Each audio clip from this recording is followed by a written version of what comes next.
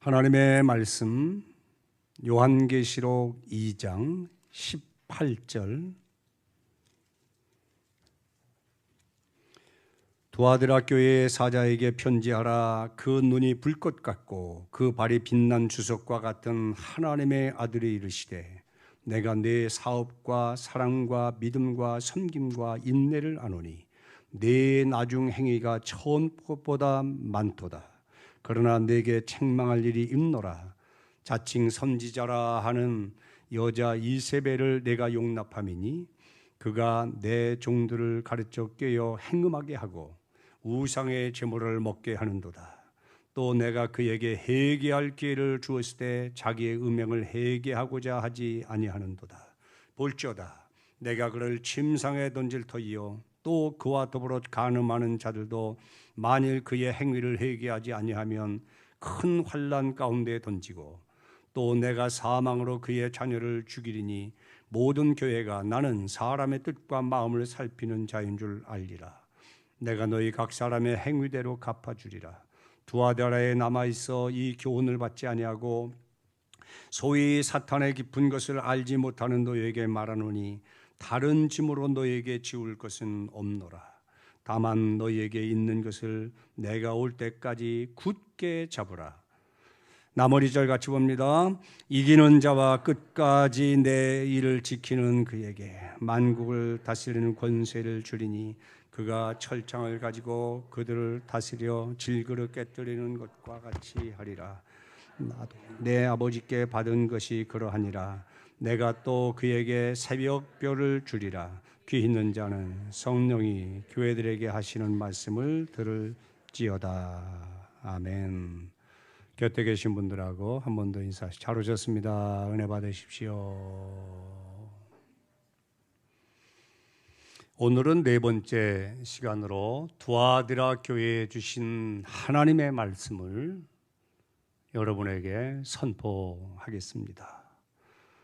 두아디라는 그 에베소라든가 서문화라든가 버가모 지역처럼 큰 도시가 아닙니다. 작은 도시이고 또 상업을 중심으로 펼쳐져 있는 그런 도시 구조예요. 몇 가지 사진을 좀 보면 버가모는 두아디라는 버가모하고 사대 사이 내륙 지역에 자리 잡고 있고요.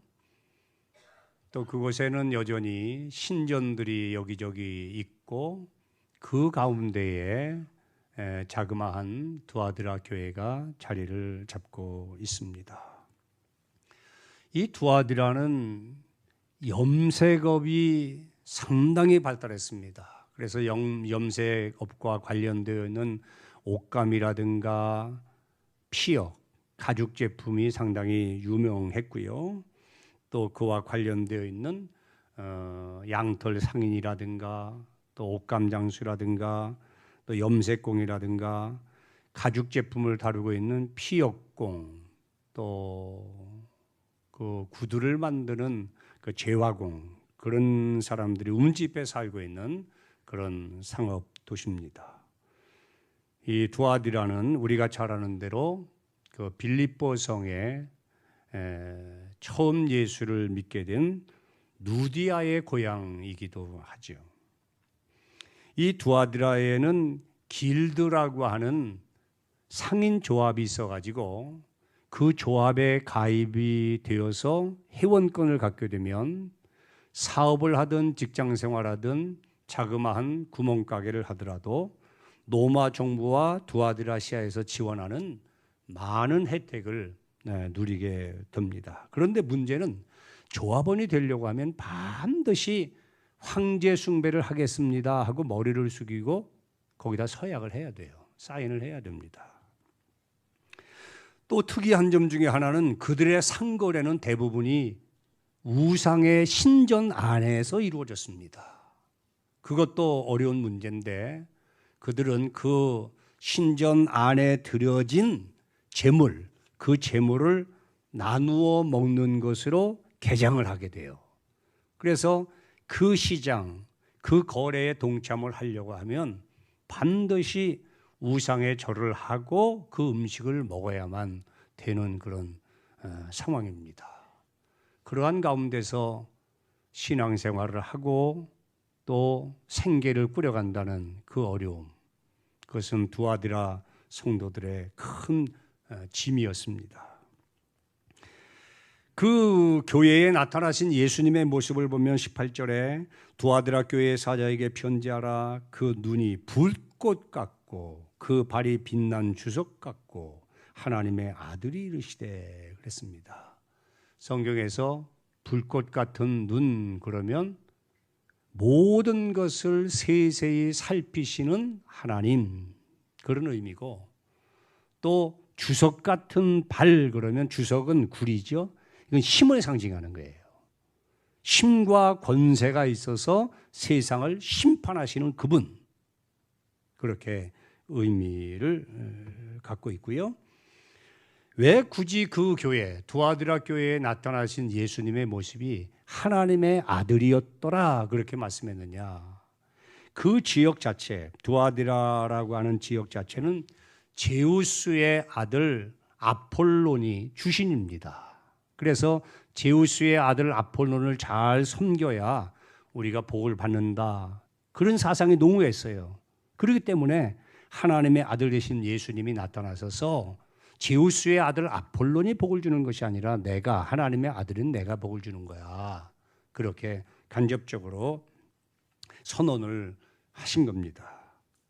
그리고는 그들에게 5가지 칭찬을 하시죠. 19절 한번 봐보실까요?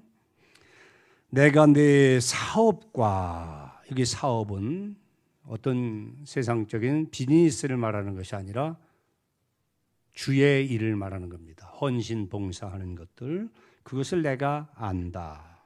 그리고 사랑을 알고, 사랑은 포용력, 그들의 너그러운 마음을 안다. 믿음을 알고, 섬김은 구제죠. 너희가 불쌍한 사람 돕는 걸 알고, 또 핍박 가운데서도 잘 견디고 있는 너희의 인내를 내가 안다. 여기 하나하나가 너무나 소중한 믿는 사람들의 덕목이고요. 또 우리들이 갖춰야 될 덕목이기도 합니다. 거기에다가 그 하반절에 보면 내 나중 행위가 처음보다 많다, 그렇게 극찬을 하셨어요. 이것은 점점점 너희의 사업도 사랑도 믿음도 섬김도 오래 참는 것도 더해가고 있구나. 아주 긍정적으로 그들을 칭찬하신 겁니다. 이렇게 5가지를 칭찬하신 후에 2가지를 책망하세요. 20절에 보면 그러나, 제가 이런 말씀을 늘 중요하게 보시라고 그랬죠. 그러나 하는 반전요법, 본래 주님이 하시고자 하시는 말씀은 앞에 잘하고 있는 것에 대해서 말하고 싶은 것이 아니라 마음을 열게 하기 위해서 좋은 점, 긍정적인 면을 칭찬하고 마음이 열린 다음에 진짜 하고 싶은 말씀을 20절에서 하고 싶으신 거예요. 그 이야기를 하시는데, 그러나 내게 책망할 것이 있다 그랬어요. 자칭 선지자라 하는 여자 이세벨을 내가 용납했다. 그로 인해서 교회 성도들과 주의 종들까지 행음죄를 짓고 우상의 제물을 먹는 허물을 갖게 됐다. 여기 이세벨을 너희가 용납했다, 그렇게 말씀하죠. 여기 이세벨은 누구냐? 2가지 해석이 있는데요. 이세벨은 그 이방 여자잖아요. 그런데 이스라엘 아합 왕에게 시집을 오면서 자기가 믿는 바알신을 가지고 들어온다고요. 그래서 온 이스라엘에 우상 숭배를 퍼뜨리고 우상 숭배에 따르는 축제를 통해서 음란죄를 짓게 하는, 아주 무시무시한 죄를 짓게 하는 악한 여인이었어요. 그 이세벨을 말하는 것이고요. 또 다른 해석은 실제적으로 이세벨을 말하는 것이 아니라 이세벨이 가지고 있었던 정신, 이세벨이 가지고 있던 그 영적인 사상, 그런 것들을 일컫는 것이다, 그렇게 해석도 하죠. 그러나 이세벨이든 이세벨의 정신이든 여기서 중요한 것은 그 이세벨이 이스라엘 백성들에게 좋지 않은 영향을 끼쳤단 말입니다. 우상숭배하고 또 음란죄를 짓게 만들었다. 사악한 여자임에는 틀림이 없습니다. 사탄에게 사로잡힌 악한 여자예요. 그런데 이 여자가 교회 안으로 가만히 스며들어 가지고 많은 사람을 깨웠다 그랬는데, 여기 깨웠다는 표현은 이건 사탄에게 해당되는 표현입니다. 요한계시록 12장 9절에 보면 옛뱀 곧 마귀라고도 하고 사탄이라고도 하는 온 천하를 깨는 자, 그렇게 말씀했는데 그 깨는 자가 이세벨이고, 이세벨이 곧 사탄의 하수입니다. 그렇게 보시면 되겠습니다. 이 사람이 자칭 나는 선지자라 그렇게 주장을 했다는 얘기예요. 여기 자칭이라는 말도 중요한 거예요. 실제는 선지자가 아니란 말입니다. 짝퉁이에요. 자기가 자기를 선지자로, 뭐 어떤 분들이 그런 이야기 하다고. 미국에 갈 때는 집사였는데 일주일 만에 돌아올 때는 목사가 돼서 돌아왔다나? 어디서 안수받네. 비행기 안에서 받네. 뭐 그런 격이에요. 이게 출처가 분명치 않아요. 근거가 없어요. 그런데 자기는 선지자라고 말을 한다는 거예요. 그러다 보니까 자칭이라는 말이 떨어져 나가고 진짜 선지자인 것처럼 교회 안에서 행세를 하는 거죠. 선지자를 다른 말로 말하면 선견자 그렇게도 말을 해요. 또 예언자라고도 그러고요. 또 하나님의 말씀을 받아서 대신한다 해서 대언자 그렇게 말을 하거든요. 선지자나 예언자나 대언자나 선견자나 거기에 핵심 포인트는 그들에게는 예언적인 기능이 있다는 거예요. 예언적 기능. 이 예언적 기능을 가지고 있으면요, 상당히 매력을 갖게 됩니다. 사람들의 관심을 끌게 돼요. 또 많은 사람들이 그 앞에 머리를 조아리게 되죠. 이 이세벨이 그 예언적 기능을 가지고 사람들을 깨고 있는 거예요. 예를 들면 이거죠. 지금으로 말하면 예언 은사를 받아가지고 자기에게 상담하는 그 사람, 또 예언 기도 받는 그 사람에게 가짜 예언을 해준다는 거예요. 가짜 풀이를 해준다는 거예요. 마치 하나님이 알려주신 것을 말하듯이 말을 한다는 거예요. 이게 자칭 예언자들이죠. 우리가 잘 알듯이 이 두아디라 교회의 성도들의 가장 큰 문제는 우상 숭배입니다. 그리고 우상 숭배와 더불어서 우상의 제물을 먹어야 되냐 말아야 되느냐 하는 문제가 그들의 실생활의 큰 문제였어요. 그런데 어느 날 예언의 은사를 가진 이세벨이 자기 교인이 돼가지고 기회 나면 기도받으러 와, 상담받으러 와 하니까 그냥 궁금하던 차에 가는 거죠. 가서 자기의 속내를 내니까 이 이세벨이 잘됐다 해서는 그들에게 나름대로 예언을 해주는 겁니다. 이런 이야기죠. 그건 이거야. 신전에서 손 모아서 절을 하고 경배하는 것은 이거 우상숭배가 아니야. 전통이야. 전통이고 우리 두아디라 지방의 미풍양속이거든. 그러니까 마음 부담 갖지 말고 그냥 이렇게 묵념해. 괜찮아. 우리 신사참배를 가지고 이야기할 때 그렇게 했잖아요. 우상의 제물 너무 마음에 가슴 아파하지 마. 모든 음식은 하나님이 주신 거야. 그냥 아멘하고 먹으면 돼. 그렇게 상담을 해주는 거죠. 예?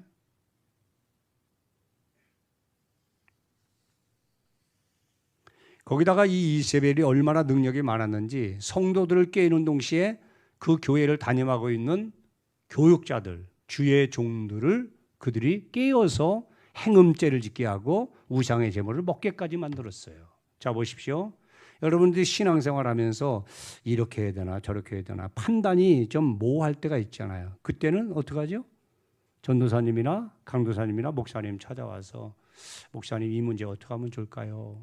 고민하는 내용들이 있잖아요. 자, 두아디라 교회 성도들은 어떻게 했을까요? 전도사님이나 목사님을 찾아갔겠죠. 그래서 이 문제를 이야기했겠죠.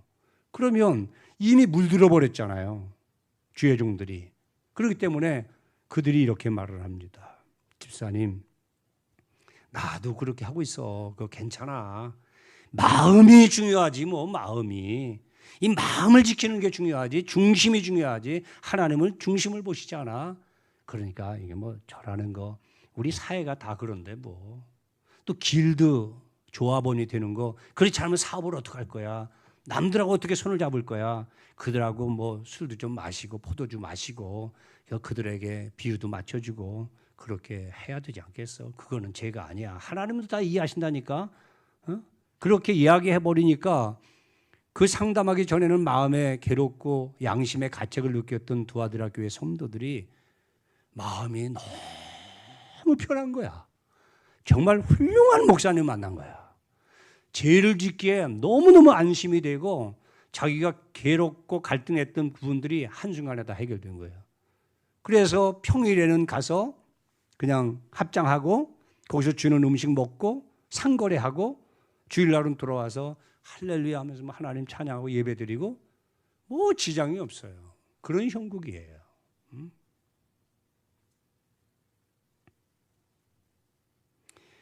20절에서 가장 중요한 단어가 있다면 용납이라는 단어예요, 여러분. 이세벨을 교회가 용납했다는 거예요.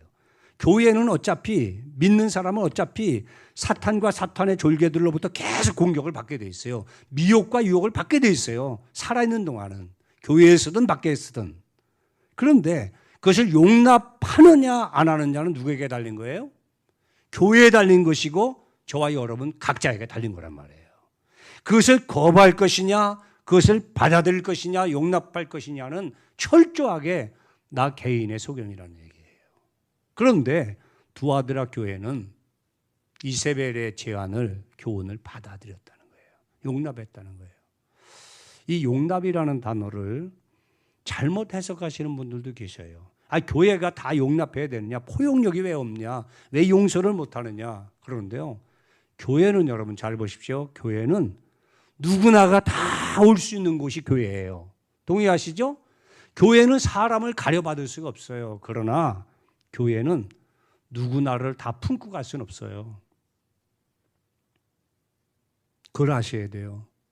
교회는 진리의 토 위에 세워진 진리의 공동체이기 때문에 거룩한 공동체이기 때문에 고의적으로 하나님의 진리를 왜곡하고 왜곡하는 자를 지지하는 세력들을 그냥 두면 안 돼요.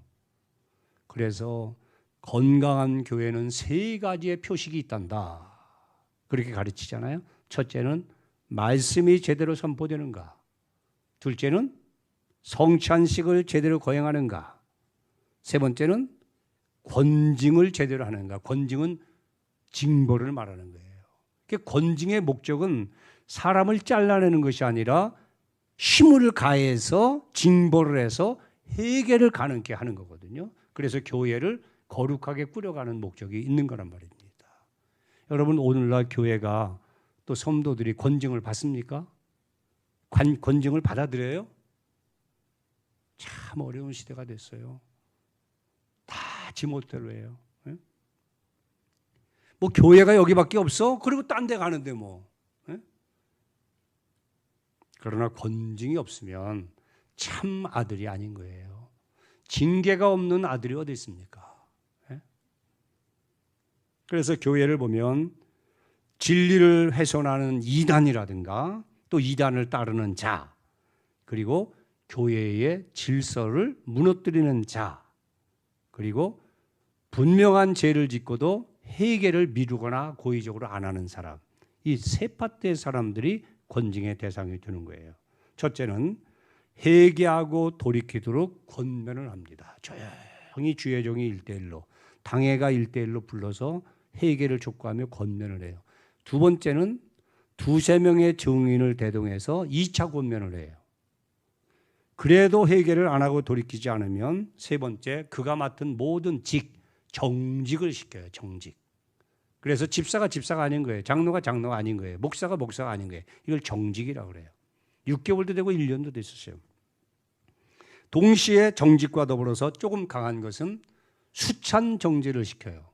거룩한 백성만이 들을 수 있는 떡과 포도주 거룩한 예식에서 참석을 못 시켜요. 안 시켜요. 제외시켜요. 이게 상당히 무서운 거죠. 그래도 회개하지 않고 돌이키지 않으면 어떡하죠? 성부, 성자, 성령의 이름으로 교회에서 출교를 시키는 거예요. 우리 교회도 출교 몇 건 있었잖아요. 이단과 관계되고 등등 해서. 근데 어떤 사람들은 그래. 그렇게 해서 교회가 애달픈 마음으로, 가슴 아픈 마음으로 그걸 출교하면 또 출교한 사람을 저라로 따라가가지고 그 사람하고 교제하는 사람이 있어요. 이건 하나님의 선하신 명령을 위반하는 거예요. 바른 태도가 절대 아닙니다. 하나님께서 왜 그와 같이 하실까? 회개를 촉구하시는 거예요. 돌이킬 기회를 주셨을 때 회개하고 돌아와서 거룩한 공동체 멤버가 돼야 영원한 하나님 나라 거룩한 멤버가 된다는 거거든. 근데 여러분 보십시오. 21절을 한번 봐보십시오. 참 안타까운 말씀을 하셨어요. 또 내가 그에게 이세벨과 이세벨을 따르는 추종자들 그에게 무슨 기회? 회개할 기회를 주었을 때 자기 음행을 회개하고자 하지 아니하는도다. 이세벨과 이세벨을 따르는 사람들은 자기들이 어떤 짓을 하고 있는지를 너무나 잘 알고 있었어요. 그래서는 안 된다는 사실을 잘 알고 있었어요.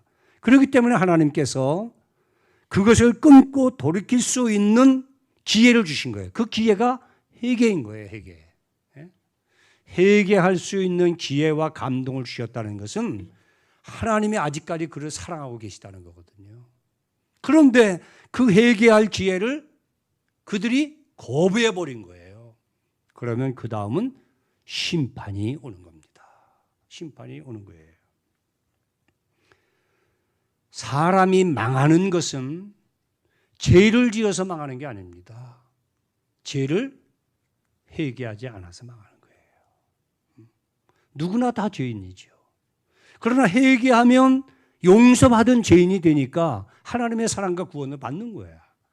그러나 회개할 수 있는 기회를 거부하게 되면 하나님이 차려주신 밥상을 걷어 차는 게 되기 때문에 그 다음은 돌이킬 수 있는 기회가 사라지는 겁니다. 심판이 임하는 거예요. 또 이런 경우를 보게 됩니다. 양심이 너무나 괴로워. 계속해서 반복해서 죄를 짓다 보니까 괴로워. 그리고 회개는 하기 싫어. 회개하면 다 정리해야 되니까 싫은 거예요. 그래서 선택하는 것이 뭐냐면 무엇인가를 더 하려고 해요. 더 봉사하려고 그러고 더 헌금하려고 그러고 더 헌신하려고 그러고 뭔가를 좀 더해서 자기의 부족한 부분과 핸디캡을 가려보려고 하는 그런 역반응의 현상들이 교회 안에서 나타나게 됩니다. 그래서 교회에는 정신없이 일하는 사람을 조심해서 봐야 돼요. 네. 인간의 열심을 가지고 하나님의 뜻을 뒤로 미루고 있는 형태거든요. 지금 두아드라 교회가 그런 거예요. 칭찬받을 게 5가지 있다는 거야. 그런데 한 가지 책망할 것이 있는데 이세벨을 용납했다는 거야. 그 회개하라고 말씀하는데 회개는 하지 않고 열심히 수고하고 헌신하고 섬기고 구제하고 그것만 하는 거야. 뭔가를 더 하려고만 해. 그러면 된다고 생각해. 그렇지 않아요. 회개할 생각은 하지 않고 더 봉사하려고, 더 일하려고, 더 헌금하려고, 더 수고하려고 하는 것을 우리는 내려놔야 됩니다. 회개는 결코 회개를 대신할 수 있는 것이 없어요. 회개는 회개할 때까지 회개할 이유를 갖고 있는 거예요. 죄를 지었거나 지은 죄가 생각날 때는 그 무슨 말도 필요가 없어요. 무슨 설명도 변명도 필요 없어요. 그냥 생각나게 하신 그분 앞에, 드러나게 하신 그분 앞에 잘못했다고 회개하시면 되는 거예요. 그 다음에 은혜가 임하는 거예요. 네, 회개에 성공하는 저와 여러분 되기를 바랍니다. 자, 회개를 거부하면 22절 봐보실까요? 볼지어다 내가 그를 침상에 어떻게 해요? 던질 것이요. 또 그와 더불어 간음하는 추종자들도 만일 그의 행위를 회개하지 아니하면 그 환난 가운데 내가 던지고, 던진다는 말은 포기를 말하는 거예요. 하나님 포기해버린다는 거죠.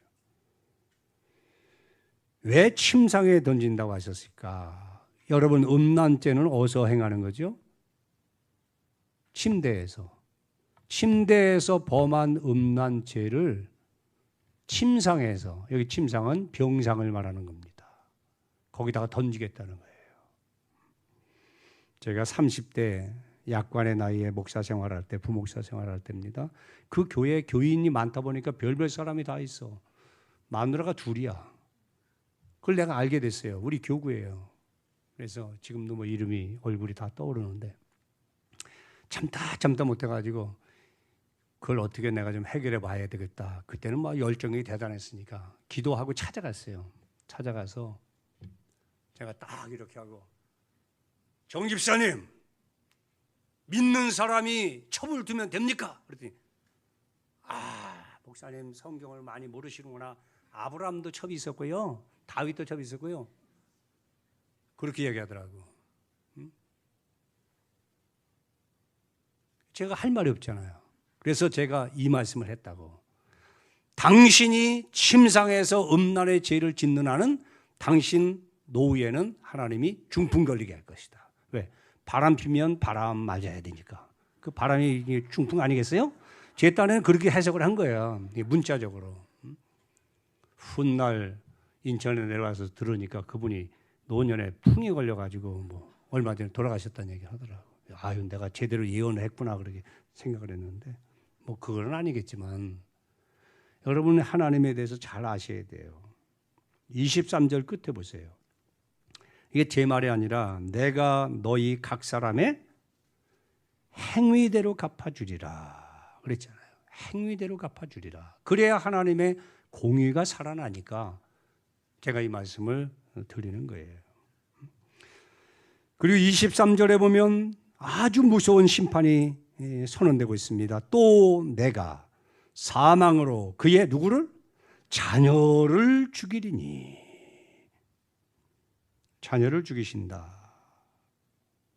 이 말은 그의 희망을 끊어버리겠다는 이야기입니다. 희망을 끊어버리겠다는 거예요. 그리고 또 하나의 해석은, 이세벨을 추종하는 사람들은 이세벨을 어떻게 생각했냐면 믿음의 어머니로 생각을 했어요.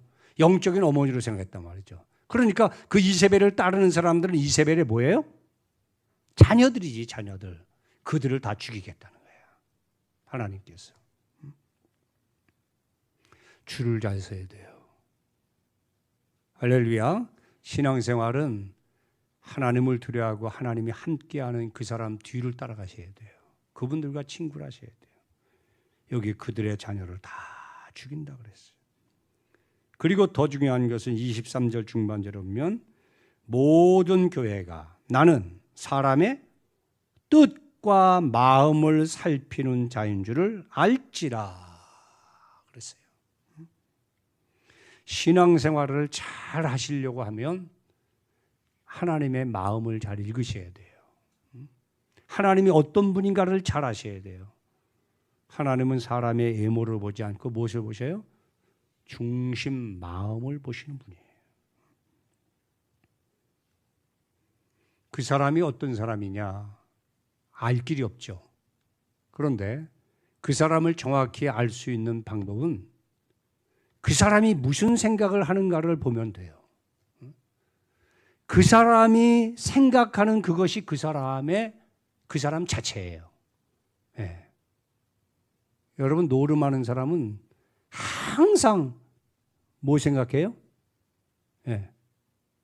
화투만 생각한다고. 마약하는 사람은 항상 마약만 생각해요. 네.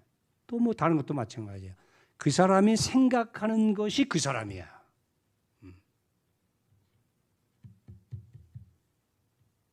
그 생각에 따라서 말을 하고 그 생각에 따라서 말한 대로 행동을 하고 행동한 대로 사는 거예요. 그렇기 때문에 모든 행동의 근간이 되는 무엇? 마음, 생각, 뜻을 하나님은 보신다는 거지. 이건 전체를 보시는 거예요. 그런 하나님이신 것을 너희가 알라. 그렇게 말씀을 하고 계셔요.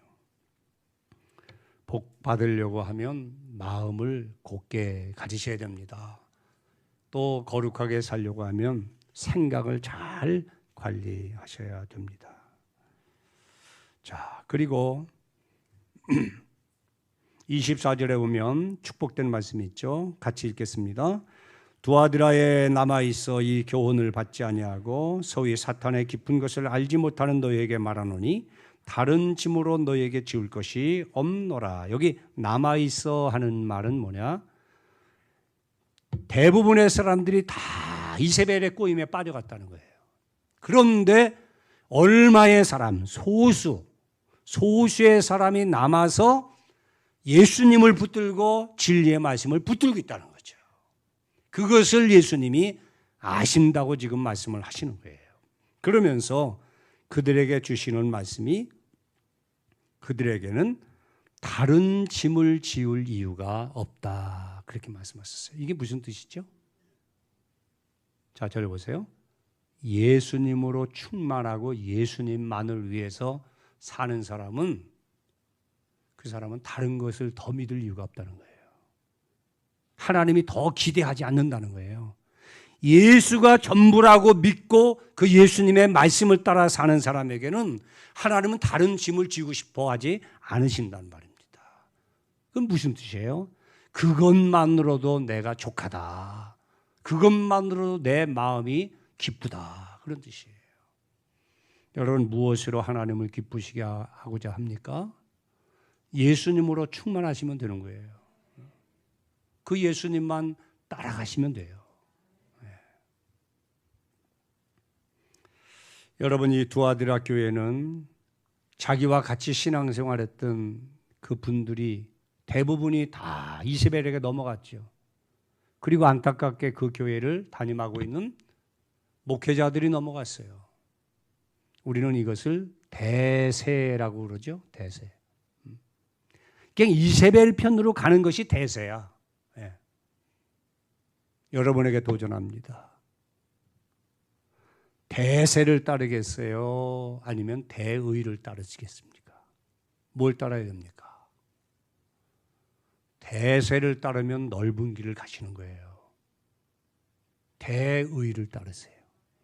주님이 기뻐하시는 소수의 무리 편에서 서십시오. 그 길을 가세요. 그 사람들을 내가 안다 그렇게 말씀하시는 거예요. 이세벨의 교훈을 거부하고 진리를 고수하는 몇몇 남지 않은, 몇몇 되지 않는 남은 사람들을 주님이 지금 보고 계세요. 26절, 이기는 자와, 신앙생활은 영적 전쟁입니다. 이기는 자와 끝까지 내 일, 예수 믿고 믿음을 지키는 것, 그 일을 지키는 그에게 만국을 다스릴 권세를 주리니 그가 철장을 가지고 그들을 다스려 질그릇 깨뜨리는 것 같이 하리라. 나도 내 아버지께 받은 것이 그러하니라. 예수님이 영광 중에 재림하실 때 그렇게 믿음을 지키는 남아있는 사람들이 예수님과 함께 자기들을 핍박하고 유혹했던 그 사람들을 심판하게 된다는 거죠. 심판하게 된다. 그에게 약속하신 축복이 또 있습니다. 28절, 내가 또 그에게 무엇을? 새벽별을 주리라 그러셨습니다.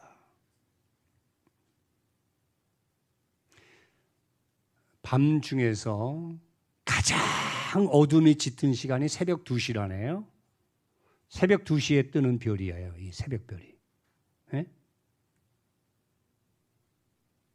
어둠이 짙을수록 별은 빛나는데 모든 사람들이 죄된 길을 가고 있는 그 어두운 세상 속에서 존귀한 사람으로 새벽별처럼 그 사람을 세워주시겠다는 거죠. 요셉처럼 다니엘처럼 모르드게처럼 에스더처럼 하나님이 존귀하게 세워주시겠다는 거예요. 꺼져가는 불빛처럼 힘든 환경 속에서도 자신의 믿음을 지키는 성도들을 향해서 너희는 가장 빛나는 새벽별이 될 것이다. 끝까지 인내하라고 말씀을 하십니다. 오늘 말씀을 마무리하겠습니다. 사랑하는 성도 여러분, 우리는 서문학교의 폴리갑 목사님이 순교했죠. 화형당했죠. 그리고 버가모 교회는 안디바 목사님이 또 사형을 당했어요. 순교하셨어요. 지금 우리가 사는 세상 속에서 대한민국이라는 자유민주주의 국가에서 우리는 순교를 강요받지는 않아요. 또 신앙과 직업 선택 등등에 있어서 우리는 자유를 보장받고 있습니다. 그렇다면 오늘 이 말씀은 우리에게 상관이 없는 말씀일까요? 우리는 두아디라 교회 성도들처럼 날마다 먹고 사는 문제와 신앙을 지키는 문제 사이에서 갈등을 하고 살아가는 거예요. 그들이 내미는 손을 잡으면 좀 쉬워, 세상 사는 게. 비즈니스하고 먹고 사는 게 편하단 말이에요. 또 그 사람들이 제시하는 조건에 사인만 하면, 또 눈 감아주면, 모르는 채 하면 지금보다는 더 풍성하고 풍요롭게 살 수 있어요. 또 높은 자리에도 갈 수 있어요.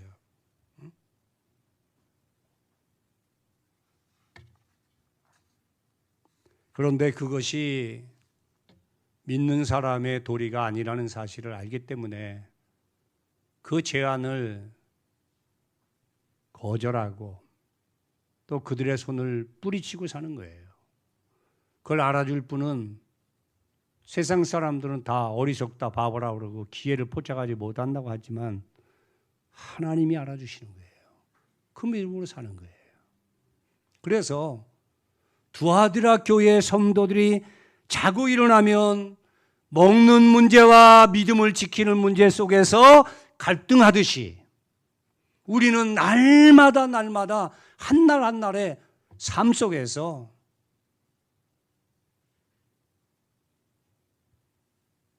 세상 사람들이 사는 방법, A의 방법으로 살려고 노력을 하는 거고요. 또 그렇게 사는 삶이 힘들지만 그렇게 살아야 될 것을 성경을 통해서 독려받고 격려를 받고 있는 겁니다. 제가 목회하면서 간간히 성도들과 이렇게 툭툭툭 던지면서 주고받는 대화가 있어요. 안 보이던 분이 오랜만에 보이면 오랜만이에요. 그럼 그렇게 이야기하면 그렇게 얘기해요. 먹고 사는 게 하도 힘들어가지고. 먹고 사는 게 힘든 것은 힘든 게 아니에요. 왜? 거기에 매몰되어 있기 때문에 힘든 거예요. 천지만물을 지으신 복의 근원 되신 하나님은 이렇게 말씀하시죠.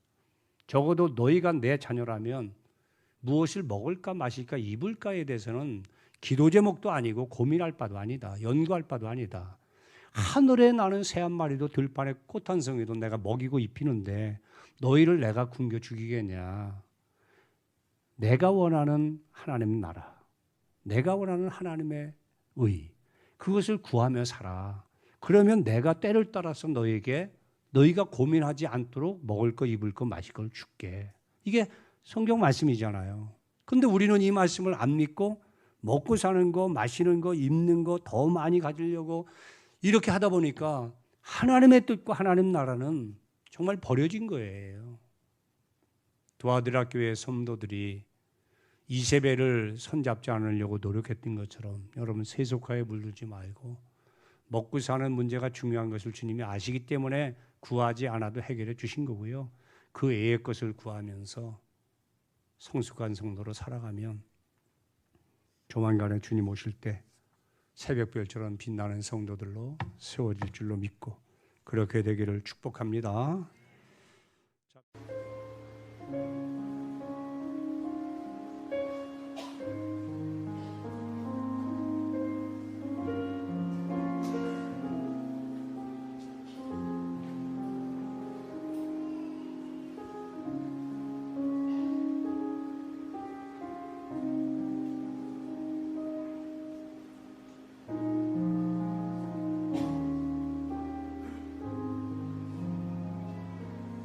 나의 힘이